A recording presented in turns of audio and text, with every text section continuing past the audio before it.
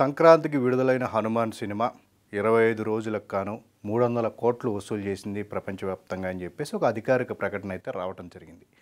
ఒక చిన్న సినిమాగా విడుదలై స్టార్ హీరోల సినిమాలతో పోటీ పడి ప్రపంచవ్యాప్తంగా ఈ సినిమా సత్తా చాటడం, ఈవెన్ ఆ సినిమాతో పాటు విడుదలైన అన్ని సినిమాలు కూడా త్వరలో ఓటీటీ రిలీజ్ అవుతుంటే స్టిల్ ఈ సినిమా ఇప్పటికీ కూడా థియేటర్లో వీక్ డేస్లో వీకెండ్స్లో తనదైన ప్రభావాన్ని చూపుతూ మంచి వసూలను సాధిస్తూ ఉండటం అనేది నిజంగా చాలా గొప్ప విషయంగా మనం చెప్పాల్సి ఉంటుంది.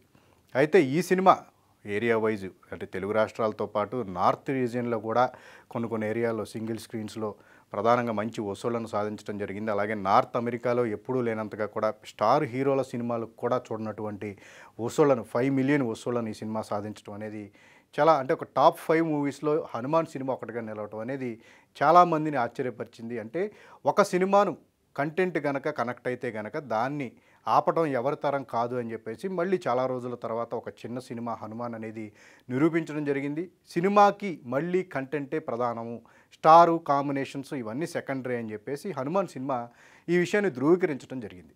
అయితే ఈ సినిమా అంటే ఫస్ట్ డే ఫస్ట్ షో ఏదైతే పెయిడ్ ప్రీమియర్స్ మొదలుకొని నేటి వరకు కూడా ఒక పాజిటివ్ టాక్తో రావటం, ప్రధానంగా ఫ్యామిలీసు పిల్లలు ఈ సినిమాను చూడటానికి ప్రతి ఒక్కరు కూడా దీన్ని చూడకపోతే ఏదో మిస్ అవుతాం, అది కూడా బిగ్ స్క్రీన్ మీదే చూడాలి అని చెప్పేసి ఒక ఫీలింగ్తో ఈ సినిమాను ఓన్ చేసుకోవడం జరిగింది. అందువల్లనే ఇంత లాంగ్ రన్ అనేది ఈ మధ్యకాలంలో ఏ సినిమాకు లేనంత లాంగ్ రన్ హనుమాన్ సినిమాకి రావడం జరిగింది. ఈవెన్ సంక్రాంతి టైంలో స్టార్ హీరోల సినిమాలు వచ్చినప్పటికీ కూడా ఒక 2 వారాల వరకు వాటి ప్రభావం గట్టిగా కనిపించింది, కానీ ఆ తర్వాత నిదానంగా కలెక్షన్స్ డౌన్ అవ్వడం జరిగింది. బట్ ఈ సినిమా హనుమాన్ సినిమా వచ్చేసరికి కూడా 4 వారాల పాటు కంటిన్యూగా ఇంకా ఆడుతూనే ఉంది. వీక్ డేస్లో పర్వాలేదనిపించే కలెక్షన్స్ వస్తున్నప్పటికీ కూడా ఎక్కడ లాస్ అనేది లేకుండా వచ్చినప్పటికీ వీకెండ్స్లో మాత్రం 5 నుంచి 8 కోట్లకు తగ్గకుండా కూడా మినిమం 5 కోట్లు మ్యాక్సిమం 10 కోట్ల వరకు కూడా కొన్ని సెంటర్స్లో ఈ సినిమా స్టిల్ ఇప్పటికీ కూడా వీకెండ్స్లో వసూలు చేయడం అనేది చాలా ప్రముఖంగా అందరూ మాట్లాడుకుంటూ ఉన్నారు. అయితే ఏంటి ఈ సక్సెస్ వెనకాల ప్రధానమైన కారణం అంటే ప్రమోషన్ అనేది కీలక పాత్ర పోషించింది. సినిమా కంటెంట్ పరంగా ఓకే నార్మల్ సినిమా లాగానే ఉంది, కానీ బట్ దీన్ని ఆడియన్స్ని ఓన్ చేసుకునేలాగా చేసిన ప్రమోషనల్ కంటెంట్ అనేది చాలా వరకు వర్కౌట్ అయింది.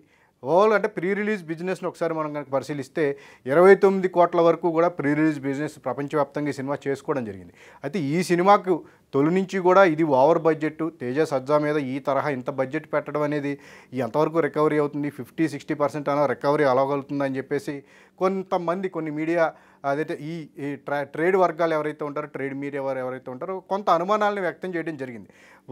అనుమానాలన్నీ కూడా పటాపంచలు చేస్తూ ఈరోజు 300 కోట్ల గ్రాసును అధికారికంగా వాళ్ళు ప్రకటించారు. అయితే షేర్ పరంగా చూసుకుంటే 150 కోట్లకు పైగా షేర్ ఈ సినిమాకు లభించింది అని చెప్పేసి అంటున్నారు. ఆ ప్రకారం 30 కోట్ల బ్రేక్ ఈవెన్ టార్గెట్తో హనుమాన్ రిలీజ్ అయితే ఈరోజు 150 కోట్ల వరకు కూడా షేర్ను సాధించడం, 120 కోట్ల లాభాలను ఈ సినిమా ఆర్జించడం నిర్మాతలకు అనేది చాలా అంటే ఈ మధ్యకాలంలో నిజానికి RRR సినిమా కూడా అన్ని 100 కోట్ల బడ్జెట్ని ఖర్చు పెట్టి అంత ఇండియా ఇంటర్నేషనల్ లెవెల్లో నేను మార్కెటింగ్ చేస్తే నిర్మాతకు మిగిలింది 100 కోట్లే అని చెప్పేసి అందరూ మాట్లాడుకుంటున్న క్రమంలో ఒక చిన్న సినిమాగా విడుదలై హనుమాన్ సినిమా ఈరోజు నిర్మాతకి ఆడియన్స్ని ఓన్ చేసుకుని ఆడియన్స్కు కనెక్ట్ అయ్యి రిపీటెడ్గా వాళ్ళందరూ కూడా చూసేలాగా కూడా ఈ ప్రమోషన్ అంతా చేయటం, ఇప్పుడు చివరాఖరికి చూసేసరికి ఈ 120 కోట్ల వరకు కూడా నిర్మాతకి అని ఈ సినిమాను డిస్ట్రిబ్యూట్ చేసిన బయ్యర్స్ వీళ్ళందరికీ కూడా మంచి లాభాలను తీసుకొచ్చిన విధానం అంతా కూడా మనకు కనిపిస్తుంది. ప్రధానంగా ఓవర్సీస్ ఆడియన్స్ చాలా ఎక్కువగా ఈ సినిమాను ఓన్ చేసుకోవడం, నిజానికి సంక్రాంతి సీజన్లో ఒక సినిమాను వాళ్ళు చూడాలి అని చెప్పేసి ముందు నుంచి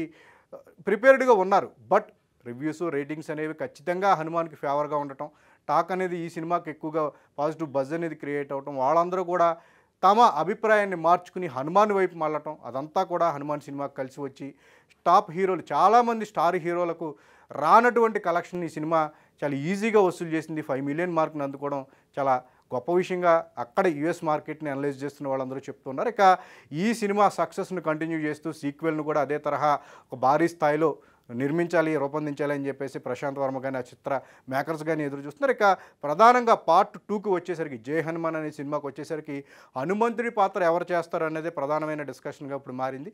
అయితే ఇందులో బాలీవుడ్కి సంబంధించిన ఒక పెద్ద ఆర్టిస్టు అంటే ఆన్ స్క్రీన్ మీదే కాకుండా ఆఫ్ స్క్రీన్ మీద కూడా ఆయన పేరు తలుచుకుంటేనే దైవత్వం ఉట్టిపడేలాగా కూడా ఆ పాత్రలో నటించే వ్యక్తి ఉంటారు అని చెప్పేసి ఒక హింట్ అయితే ఇవ్వడం జరిగింది.